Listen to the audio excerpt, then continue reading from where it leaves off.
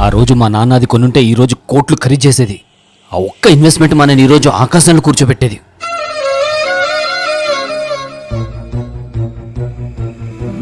అవునండి, మామయ్య గారు ఆ రోజు ఆ ప్లాట్ కొనుంటే ఈరోజు అది ఎంత ఖరీదు చేసేది? జస్ట్ 20,000 పెట్టి కొనుంటే ఈరోజు దాని విలువ కనీసం 10-12 కోట్లు. ఓ, అంత ఖరీదు చేసేదా? అదే కదా నా బాధంతా. సపోజ్ మనమే 10-12 కోట్లు పెట్టి ఆ ప్లాట్ కొనుక్కుంటే రాబోయే 20-30 సంవత్సరాలు దాని కాస్ట్ ఎంత పెరగచ్చు? ఈజీగా 100 కోట్ల పైన పలుకుతుంది.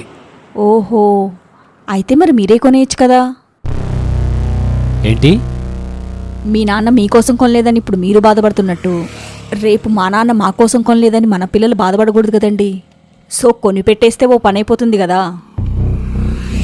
అసలు మన పరిస్థితి గురించి తెలిసి అడుగుతున్నావా?